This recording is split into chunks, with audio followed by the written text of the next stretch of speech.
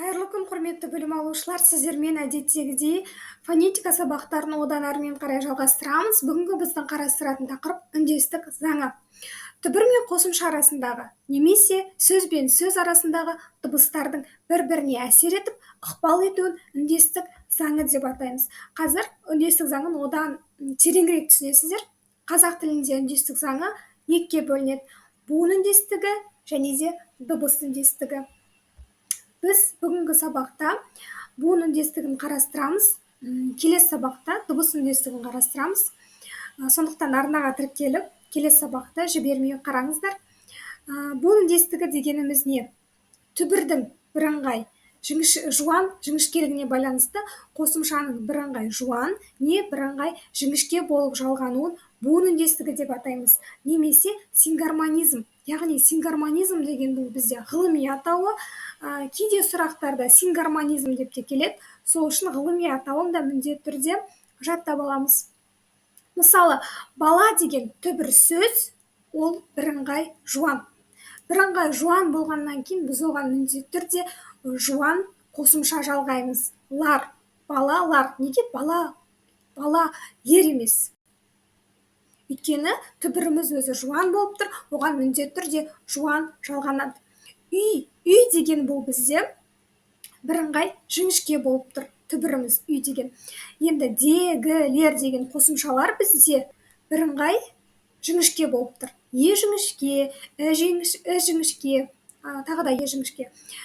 Яғни үй деген жіңішке түбір сөз өзінен кейін міндетті түрде жіңішке қосымшаларды талап етіп тұр. Күрек деген бізде бірыңғай жіңішке буынды сөз. Яғни ол өзінен кейін тер деген бірыңғай жіңішке буынды қосымшаны талап етіп тұр.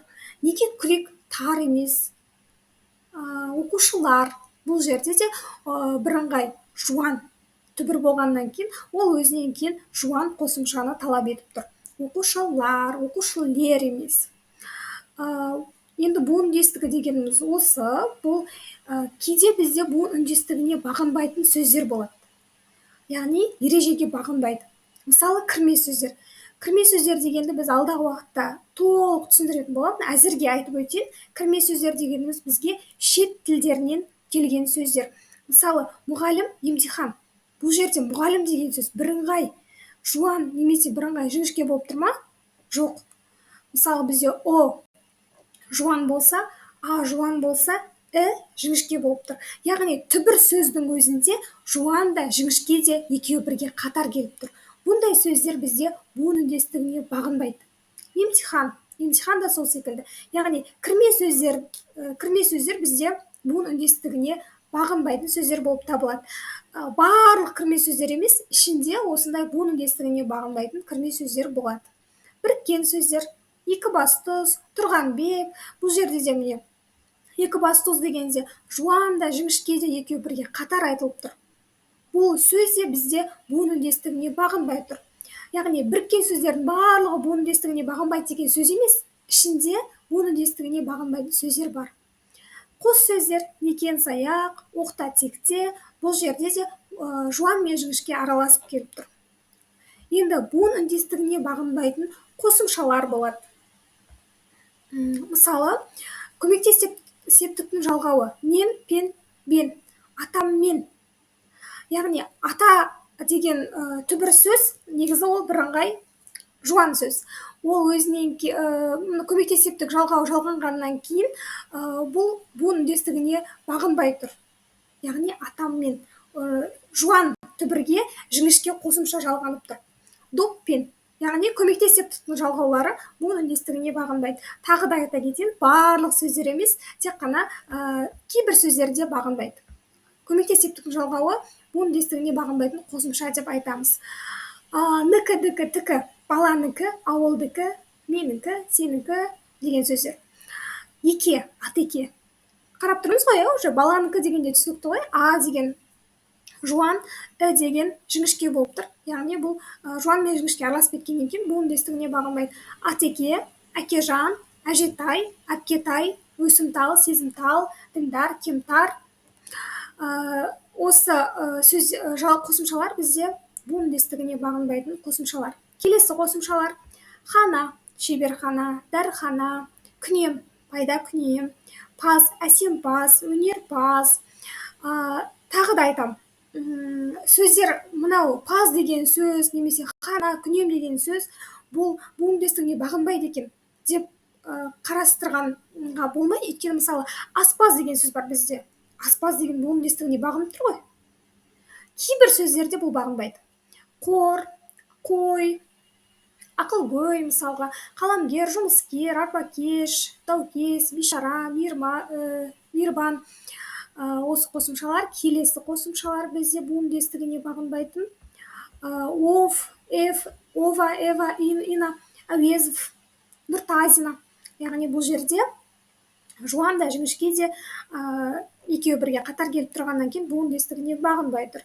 Кент, Шымкент, Жаркент, мысалы Түркістан, Тәжікстан, стан деген бұл буын үндестігіне бағынбайды деп қарамау керек, өйткені Қазақстан дегенде буын үндестігіне бағынады. Кейбір сөздерде бағынбайды. Изм, коммунист, капитализм. Түсінікті болды деген ойдамын. Негізі жалпы осы буын үндестігіне бағынбайтын қосымшаларды жаттап қажет емес, өйткені сіздер сөзді көріп тұрасыздар ғой.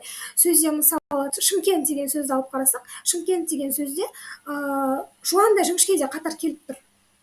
Жуан да жіңішке де қатар келіп тұрғаннан кейін сіздер ойлайсыздар, жуан мен жіңішке қатар келсе, ол сөз буын үндестігіне бағынбайтын сөз. Енді әдеттегідей білім бекіту міндетті түрде стоп қойып, менен бұрын өздеріңіз жауап беруге тырысыңыздар. Үндестік заңы дегеніміз не? Түбір мен қосымша арасындағы немесе сөз бен сөз арасындағы дыбыстардың бір-біріне әсер етіп, ықпал етуін үндестік заңы деп атаймыз. Үндестік заңы нешеге бөлінеді? Үндестік заңы бізде екіге бөлінеді: буын үндестігі және де дыбыс үндестігі. Буын үндестігі дегеніміз не? Буын үндестігі дегеніміз түбірдің жуан не жіңішкелігіне байланысты қосымшаның бірыңғай жуан немесе жіңішке болып жалғануын буын үндестігі деп атаймыз. Буын үндестігінің ғылыми атауы, осыны міндетті түрде жаттап алыңыздар. Буын үндестігінің ғылыми атауы сингармонизм. Буын үндестігіне бағынбайтын сөздерді ата. Буын үндестігіне бағынбайтын сөздер бізде кірме сөздер, қос сөздер және де біріккен сөздер. Буын үндестігіне бағынбайтын қосымшаларды ата. Буын үндестігіне бағынбайтын қосымшалар өте көп.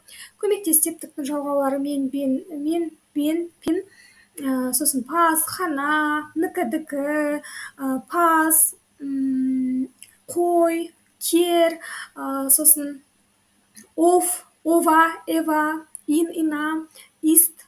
Осындай бірнеше қосымшалар буын үндестігіне бағынбайды. Келесі сабақта біз дыбыс үндестігін қарастырамыз және дыбыс үндестігінің ішінде ықпалдарды қарастырамыз. Келесі сабақты жіберіп алмаңыздар, міндетті түрде арнаға тіркеліп қойыңыздар. Түсінбеген жерлеріңіз болса, төменге қалдырсаңыздар болады. Жақсы білім болсын.